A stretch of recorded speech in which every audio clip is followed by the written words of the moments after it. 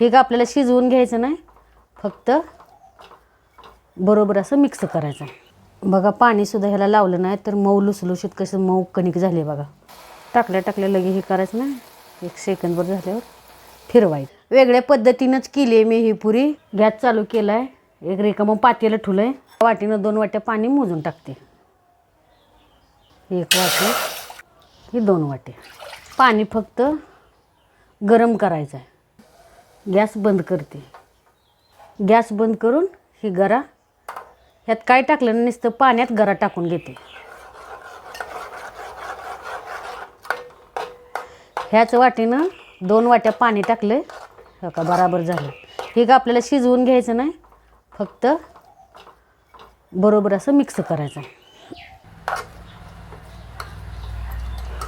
5 मिनटं झाकून ठेवते. ही एक बटाटा आहे, बटाटो शिजवून ह्याचं टरपल काढून किसणीनं किसून घेतलं. असं बारीक व्हावं असं किसून घ्यायचं. हे ह्या ताटात असं टाकून घेते.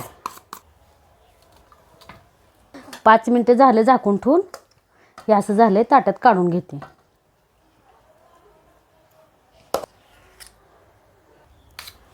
बटाट्यानं गरा सगळं असं एकजीव करते.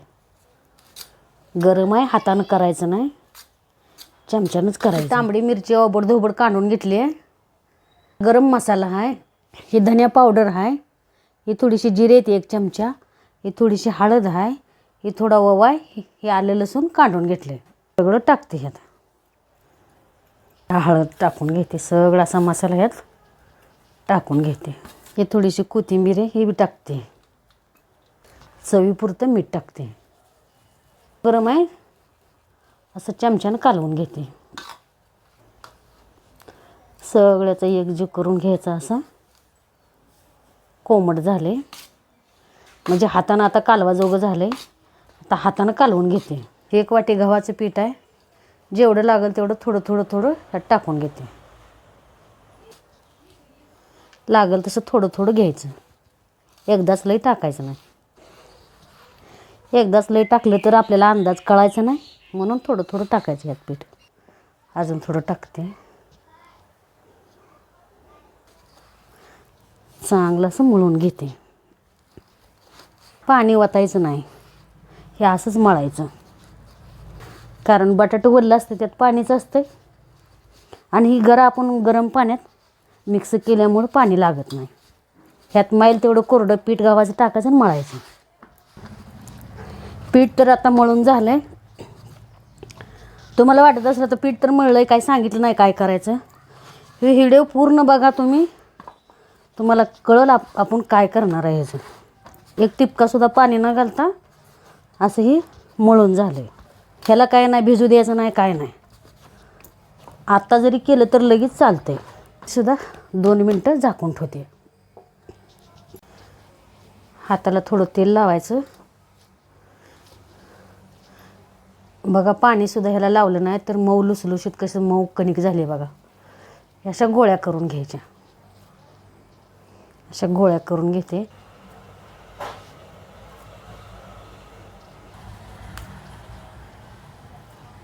थोडंसं पोळपाटाला तेल लावते,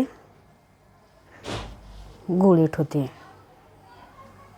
आपण करणार आज तिखट पुरी. ही पुरी मी तेल लावून लाटते. तुम्हाला जर वाटलं पिठात लाटावं तरी तुम्ही लाटा, पण मला वाटलं तेलात लाटावं म्हणून मी तेल लावून लाटते. तेल तापायला ठेवलंय. तेल तापले सोडून घेते. गॅस फुलच ठेवा. फुल ठेवून तळायचे.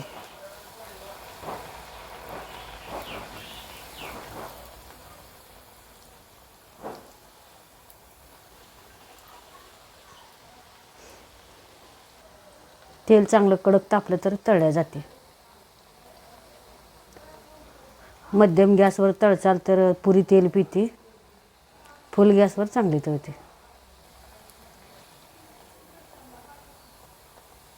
तुम्हाला जसं भाजाय तसं भाजा. लाल भाजाले किंवा अशी गवळी काढा.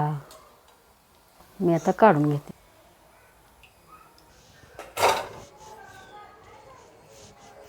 राहिलेल्या सगळ्या पुऱ्या मी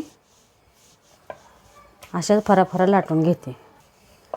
मी एवढ्या अशा आकाराच्या केले त्या. तुम्हाला कोणत्या आकारात पुऱ्या करायच्या ती करा. टाकल्या लगे हे करायचं नाही. 1 सेकंदभर झाल्यावर फिरवायची, फुगते.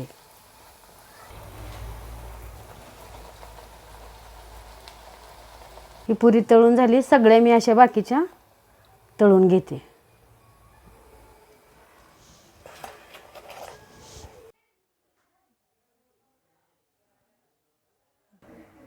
साध्या आणि सोप्या पद्धतीनं ही अशी केली मसाला पुरी. तुम्ही जर गावाला जातात चाल प्रवासाला तरीसुद्धा ही डब्यात घालून नेली तर 5-6 दिवस ही पुरी टिकते. किंवा मुलं शाळेला चालली त्यांच्या डब्याला बांधा. ही पुरी छान लागते खायला खमंग आहे. लेकरं आवडीनं खातेली ही पुरी. तुम्ही पण एक वेळेस नक्की करून बघा ही पुरी. चॅनलवर नवीन असाल तर सबस्क्राईब करा. व्हिडिओ आवडला तर लाईक करा. एक वेळेस ही पुरी करून बघा आणि कमेंटमधून सांगा कशी झाली. तुम्ही म्हणसाल हो का किती कडक झाली बघा, हो का अशी टम्म फुगली. वरनं तर वाटते अशी जाड, पण तुम्हाला फोडून धावते एक. हे बघा हाय का ना, दिसायला पण दिखणी झाड दिसते. कशी वाटली ही पुरी? वेगळ्या पद्धतीनंच केली आहे मी ही पुरी. तुम्ही पण एक वेळेस नक्की करून बघा. आणि व्हिडिओ पूर्ण बघितल्याबद्दल तुमचं मनापासून धन्यवाद. परत भेटूया अशा नवीन रेसिपीच्या सोबत. धन्यवाद.